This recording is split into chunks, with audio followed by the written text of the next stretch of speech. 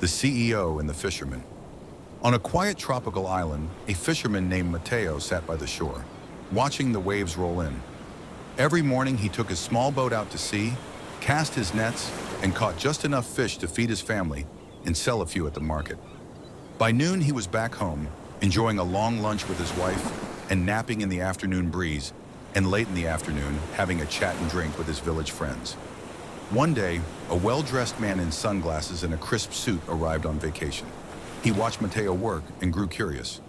After a few days, he approached the fisherman. "Good afternoon.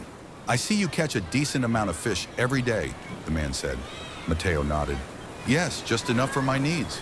The man smiled. "I'm the CEO of a big company. I couldn't help but notice. If you fished longer, you could catch twice or even 3 times as much." Mateo raised an eyebrow. "And what would I do with all that extra fish?" The CEO's eyes lit up. "Sell them. With the extra money, you could buy a bigger boat, hire some workers, and catch even more fish. Soon you'd own an entire fleet. You'd have a fishing empire." Mateo chuckled. "And then you could expand. Export your fish to other cities, build processing plants, and become a millionaire. After 20 or 30 years, you could sell the business, retire, and finally relax." The CEO grinned, expecting Mateo to be impressed. Mateo tilted his head. "And what would I do once I retire?" The CEO leaned in.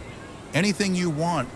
You could sleep in, fish a little for fun, spend time with your family, and take long afternoon naps and have drinks with your friends."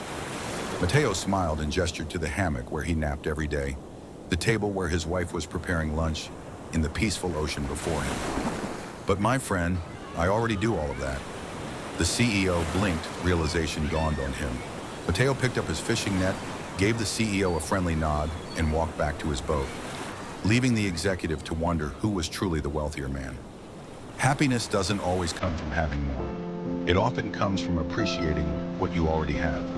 The story shows that while ambition and growth can be valuable, they shouldn't come at the cost of peace, time, or relationships. The fisherman chose a life rich in simplicity, while the CEO pursued wealth to eventually live the kind of life the fisherman already had. Don't delay joy for some distant future. Live meaningfully now. Success isn't one size fits all. Sometimes what we're striving for is already within reach.